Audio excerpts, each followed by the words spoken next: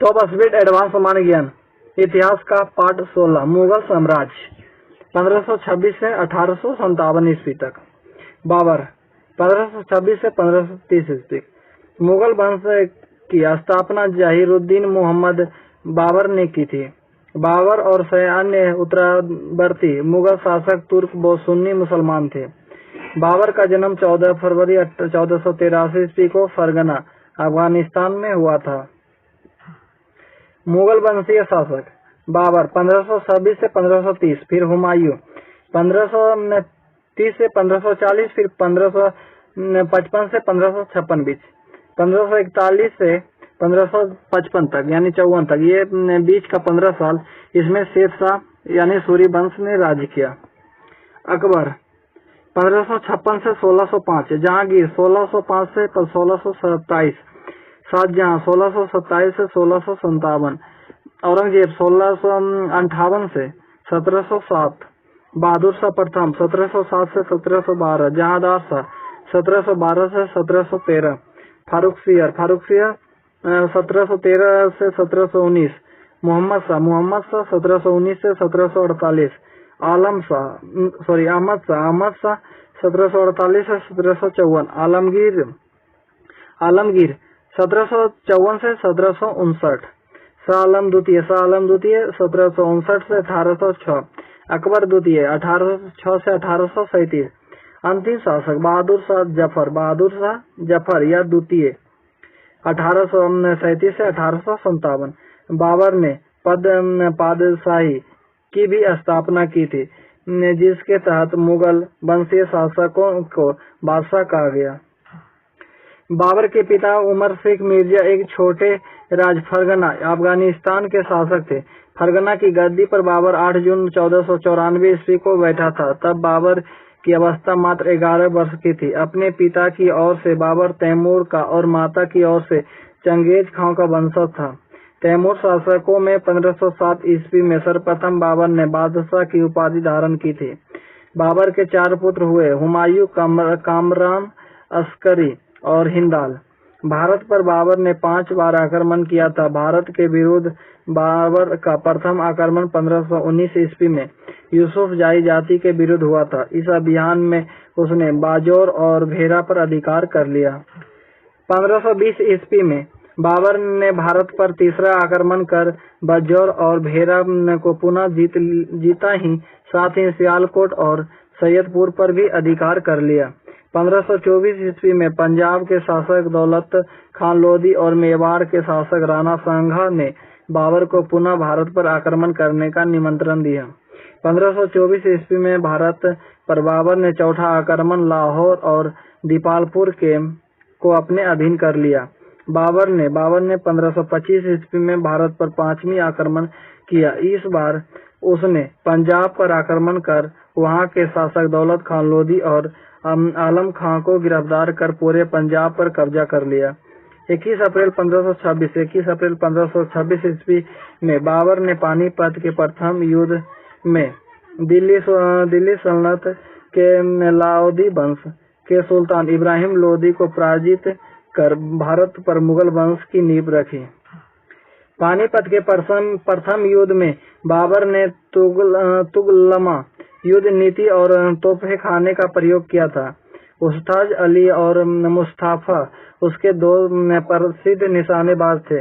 इब्राहिम लोदी के साथ दे रहा उसका मित्र ग्वालियर का राजा विक्रमजीत भी युद्ध में मारा गया। इस युद्ध के बाद बाबर ने खुद लूटपाट की तथा राजा विक्रमजीत सिंह के अधीन कोहिनूर हीरा भी उसके परिवार से लूट लिया। पानीपत का प्रथम युद्ध 21 अप्रैल 1526 ईस्वी बाबर और इब्राहिम लोदी के बीच हुआ, जिसे बाबर जीता था। पानीपत के प्रथम युद्ध के बाद बाबर ने खूब लूटपाट की, जिससे लूटे धन को उसने अपने सैनिकों, नौकर चाकर और सगे संबंधी में बांट दिया।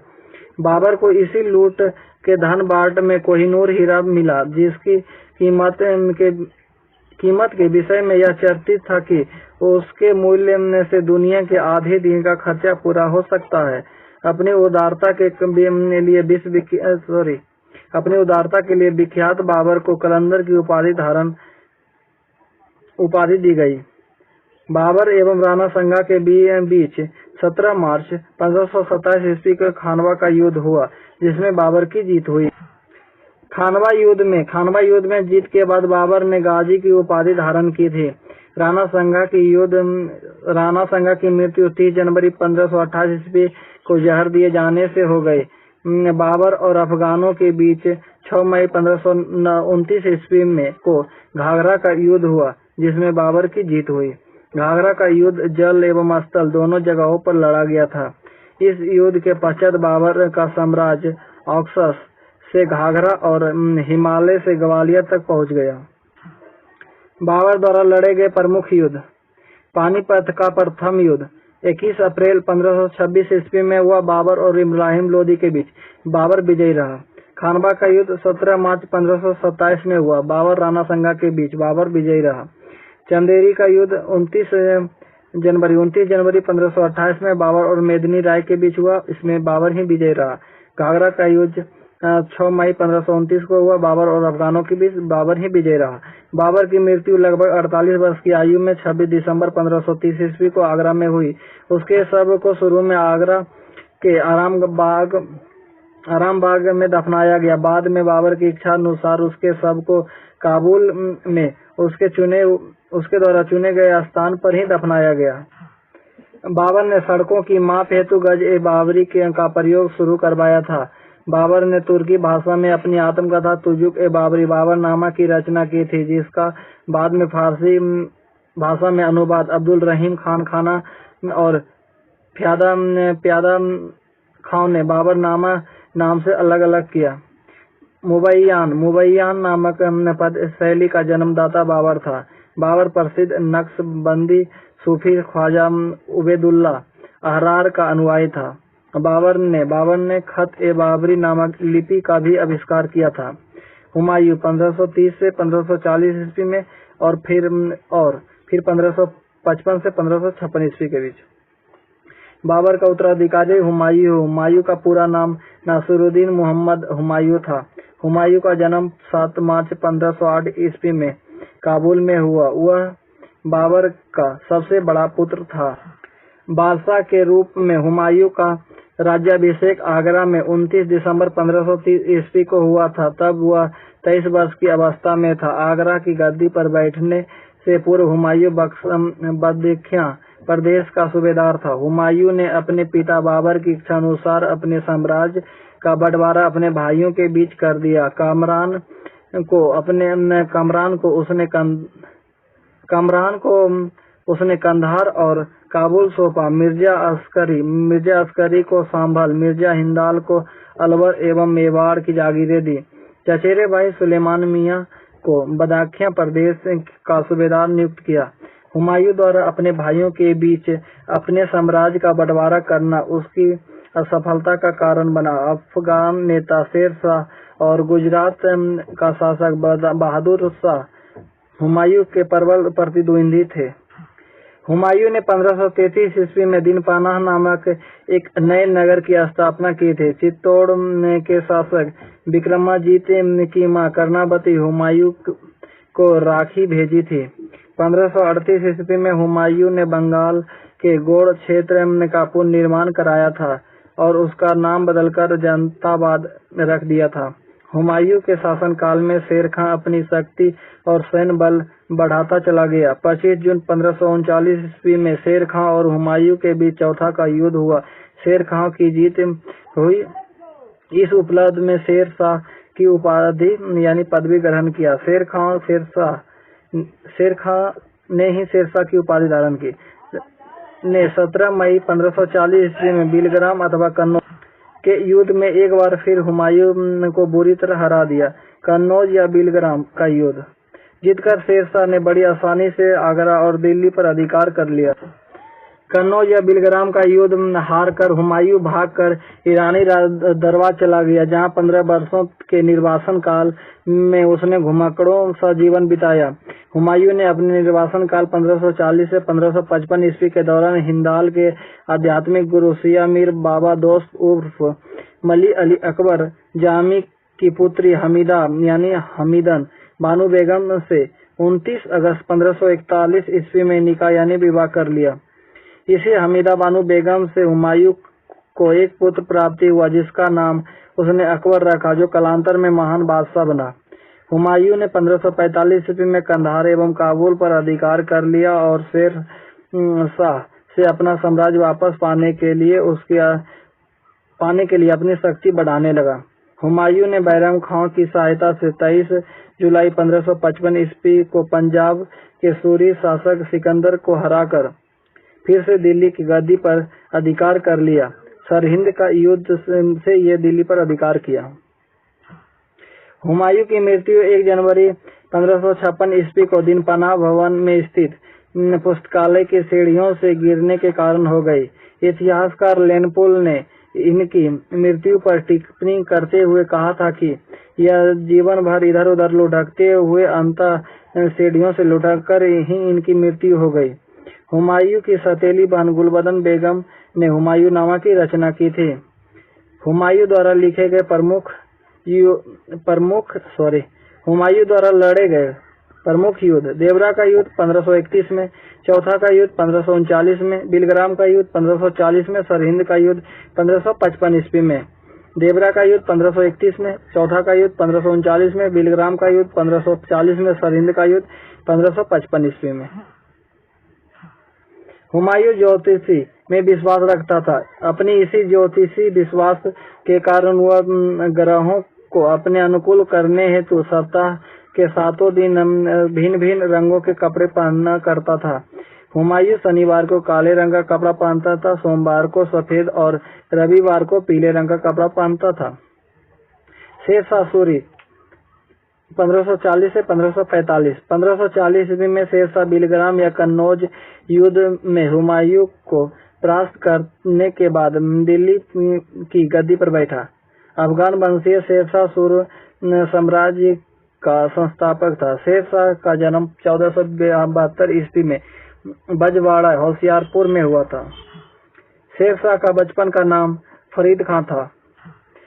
शेर शाह के पिता हसन खां जौनपुर राज्य के अंतर्गत सासाराम के जमींदार थे। फरीद खां शेर शाह ने एक शेर से मुठभेड़ के दौरान अपने तलवार के एक ही बार से शेर को मार डाला। उसकी असीम बहादुरी से गदगद होकर बिहार के तत्कालीन अफगान शासक सुल्तान महमूद बहार खान लोहानी ने उसे शेर खां की उपाधि से नवाजा था। दिल्ली की गद्दी पर बैठते समय शेर खां ने शेर शाह की उपाधि धारण की थी। शेर शाह का अंतिम सैन्य अभियान कालिंजर का अभियान था। 1529 ईस्वी में बंगाल के शासक नुसरत शाह को शेर खां ने पराजित कर हजरत-ए-आला की उपाधि ग्रहण की थी। 1530 ईस्वी में शेर खां ने चुनार के किलेदार ताज खां की विधवा लड़मालिका से विवाह करके चुनार का किला पाया और ढेर सारी संपत्ति भी पाई। नवंबर 1544 ईस्वी में शेर शाह ने कलिंजर अभियान के तहत कलिंजर किले के चारों ओर घेरा डाला था। लगभग 6 महीने तक वह किले को घेरा रहा, फिर भी सफलता हाथ न आता देख उसने किले पर गोला बारूद का प्रयोग करवा दिया। उस समय कालिंजर के शासक कीरत सिंह था। शेर शाह की मृत्यु 22 मई 1545 ईस्वी को कलिंजर किले से टकराकर लौटे एक गोले के विस्फोट से हो गई। अपनी मृत्यु के समय शेर शाह हुक्का नामक अग्नेयास्त्र चला रहा था। शेर शाह की मृत्यु के बाद 1545 ईस्वी में उसका पुत्र जलाल खां सुल्तान बना।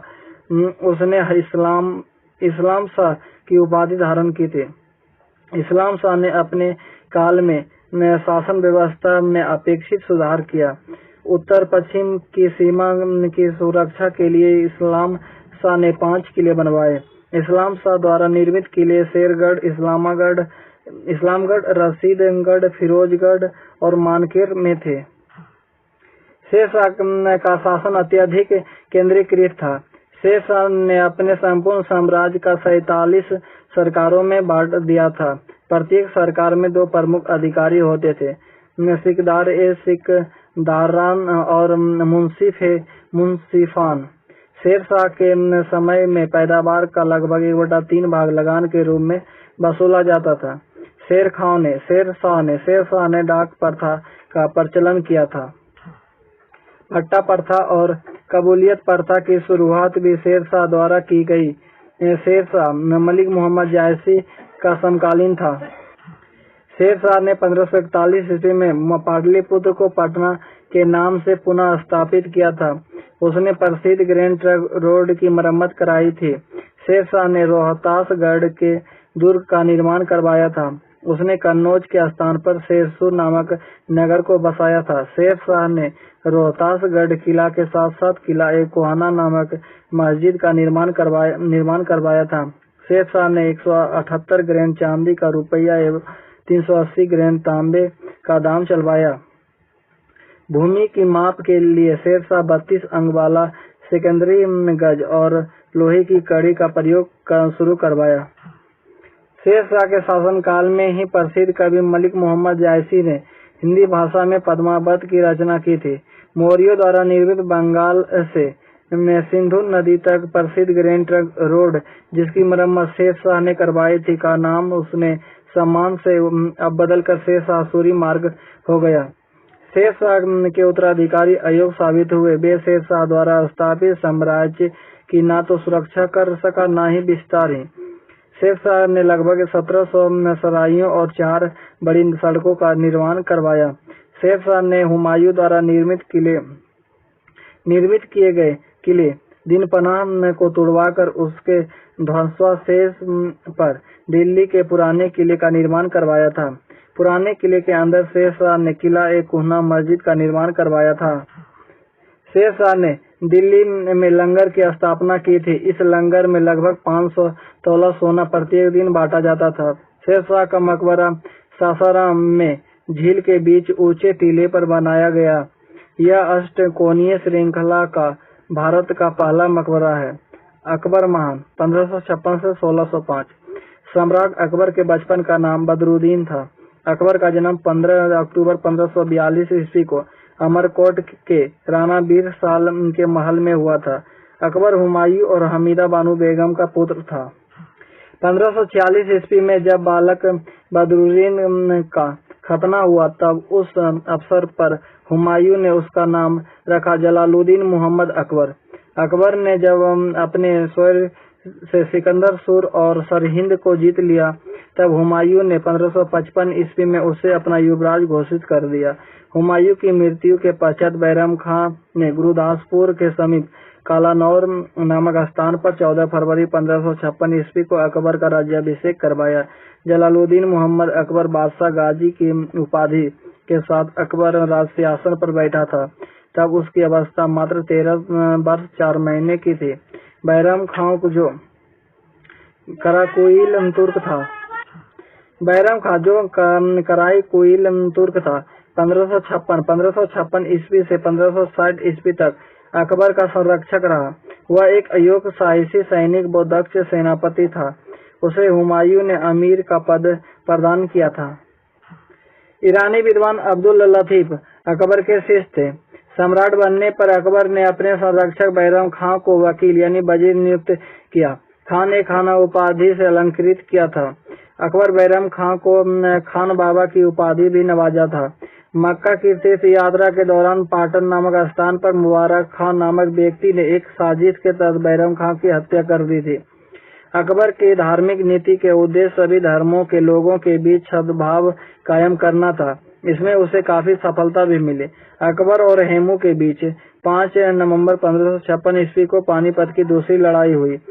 इस लड़ाई में हेमू की आंख में एक तीर लग जाने से उसकी सेना में भगदड़ मच गई। इस क्रम में हेमू को पकड़कर उसकी हत्या कर दी गई। अपने साम्राज्य में धार्मिक सद्भाव कायम करने की खातिर अकबर ने हिंदुओं से वसूले जाने वाले जजिया कर को समाप्त कर दिया था।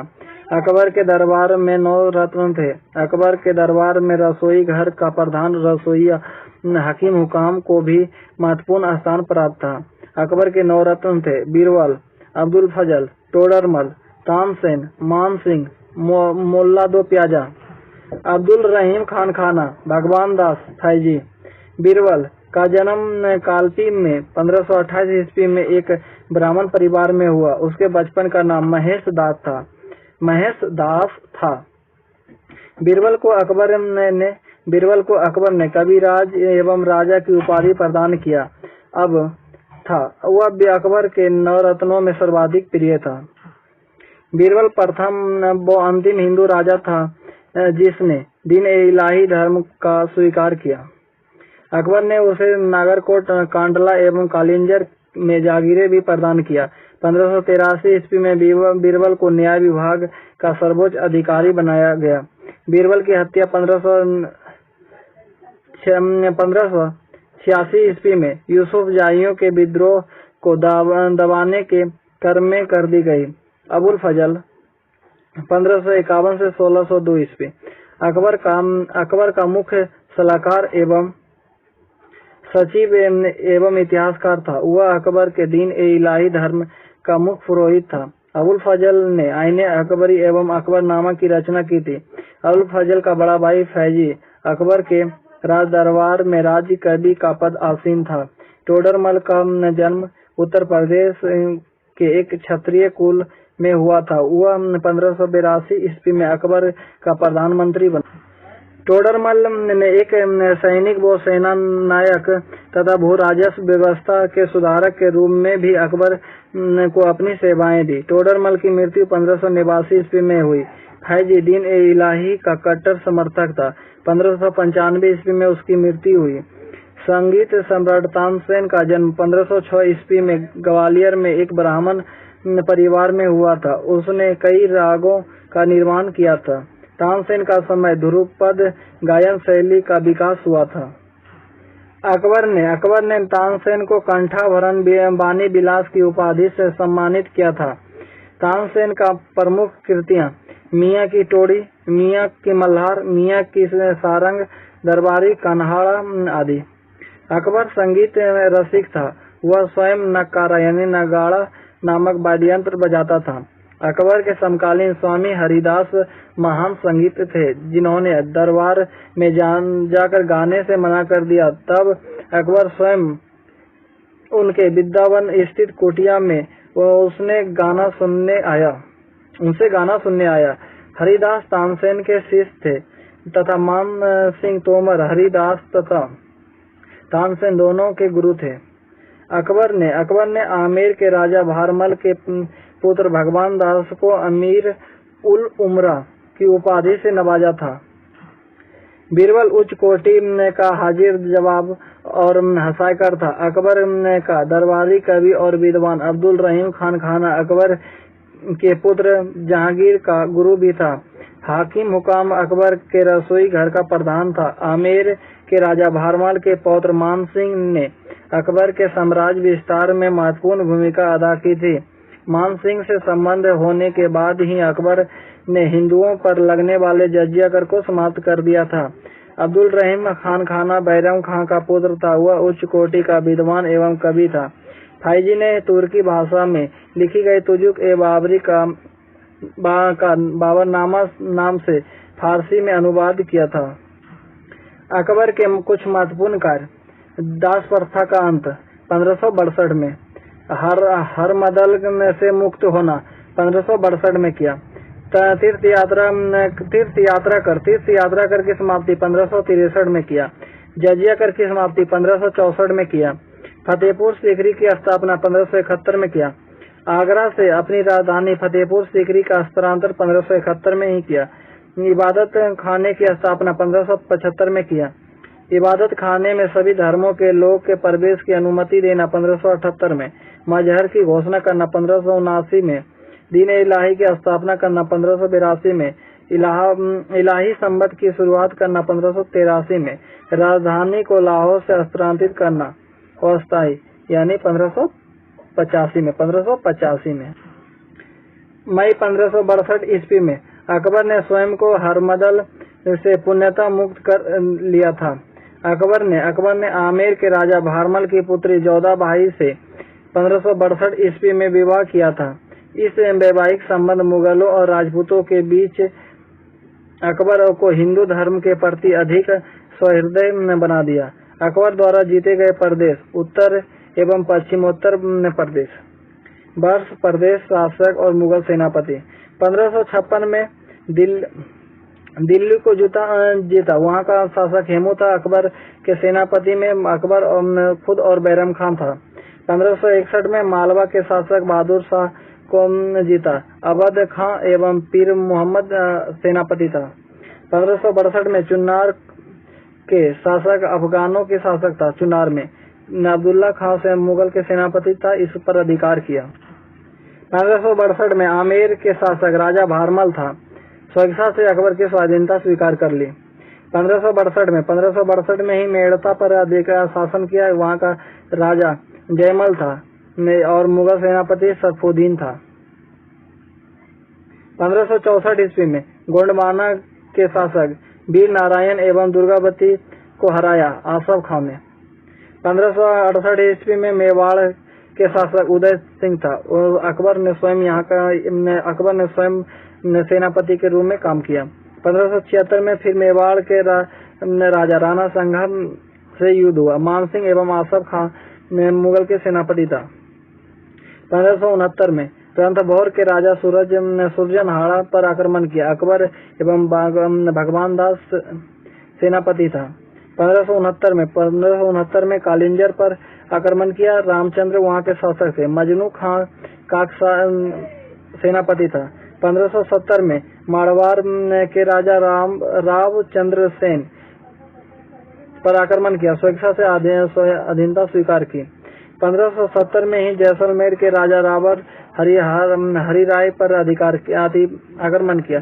स्वेच्छा से अधीनता स्वीकार कर ली।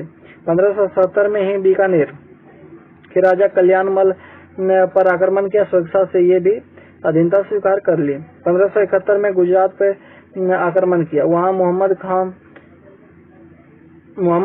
का वहाँ का शासक था। अकबर ने सेनापति था। 1571 में गुजरात का शासक मोहम्मद खां तृतीय था और मुगल सेनापति अकबर था। 1574-75 के बीच बिहार एवं बंगाल पर दाऊद खान शासक था और आक्रमण किया मुनीफ खाना। 1581 में काबुल के शासक हकीम मिर्जा था और मुगल सेनापति अकबर एवं मानसिंह था। 1586 में कश्मीर के शासक यूसुफ याकूब खां था। भगवान दास एवं कसीम खां मुगल सेनापति था। 1592 ईस्वी में उड़ीसा के शासक निखार सिंह था। मुगल सेनापति मानसिंह था। 1593 में सिंध का शासक जानी बेन था और मुगल सेनापति अब्दुल रहीम खाना था। 1595 में बलूचिस्तान के शासक पन्नी अफगान था और मुगल सेनापति मीर मासूम था। 1595 में कंधार के शासक मुजफ्फर हुसैन मिर्जा था और मुगल सेनापति शाहबेग था। अकबर की दक्षिण भारत की जीत। 1591 में खान प्रदेश का शासक अली खां था। मुगल सेना ये अधीनता स्वीकार कर ली स्वेच्छा से। 1599 में दौलता खां के शासक चांद बीबी था। मुगल सेनापति की ओर से मुराद अब्दुल फजल अकबर और अब्दुल रहीम खाना था। 1600 ईस्वी में अहमदनगर के शासक बहादुर शाह चांद बीबी था। अब्दुल रहीम खाना राजकुमार दानियाल मुगल सेनापति था। 1601 ईस्वी में आसिरगढ़ का शासक मरीन बहादुर था। मुगल सेनापति अकबर था, जो इसका अंतिम अभियान हुआ। अकबर ने 1556 से 60 ईस्वी के शासनकाल में पेटीकोट शासन नाम से प्रसिद्ध है। 18 जून 1576 ईस्वी को मेवाड़ के शासक महाराणा प्रताप और अकबर के बीच इतिहास का प्रसिद्ध हल्दी घाटी का युद्ध हुआ, जिसमें अकबर की जीत हुई थी। हल्दी घाटी के युद्ध में मुगल सेना के नेतृत्व आसफ खां एवं मानसिंह ने किया था। मानसिंह अकबर का प्रतापी सेनापति था। अकबर दीन-ए-इलाही धर्म का संस्थापक था। इस नवीन धर्म की स्थापना उसने 1582 ईस्वी में सभी धर्मों की भी सामंजस्य स्थापित करने की दृष्टि से किया था। अकबर ने अपने नवीन धर्म दीन-ए-इलाही को राजकीय धर्म घोषित करते हुए अब्दुल फजल को इस नवीन धर्म का प्रधान पुरोहित बनाया था।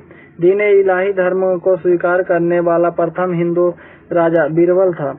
महाराणा प्रताप की मृत्यु 57 वर्ष की अवस्था में 19 जनवरी 1597 ईस्वी को हो गई। अकबर ने आगरा के समीप फतेहपुर सीकरी का निर्माण करवाया था। अकबर ने 1583 ईस्वी में एक नया कैलेंडर इलाही संवत की शुरुआत करवाया। बुलंद दरवाजा का निर्माण अकबर ने गुजरात विजय के उपलक्ष्य में करवाया था। गुजरात विजय 1571 में हुआ के दौरान अकबर की प्रथम बार पुर्तगालियों से भेंट हुई। अकबर ने प्रथम बार समुद्र का दर्शन अपनी गुजरात विजय के दौरान ही किया था। अकबर ने जैन धर्म के जैनाचार्य हरि विजय सूरी को जगत गुरु की उपाधि प्रदान की थी। चार बाग बनाने की परंपरा की शुरुआत अकबर के ही समय से हुआ। अकबर का इस्लाम धर्म के बाद सर्वाधिक प्रभाव हिंदू धर्म का था। अकबर ने सूफी मत में भी गहरी आस्था थी। उसने चिश्ती संप्रदाय को राजश्रय दिया था। आईने अकबरी में अबुल फजल ने लिखा है कि बादशाह में एक ऐसी किरण है जो संपूर्ण ब्रह्मांड को प्रकाशित करने में सक्षम है। अकबर ने सिख गुरु रामदास को 500 बीघा जमीन भेंट किया था, जिसमें एक तालाब का भी शामिल था।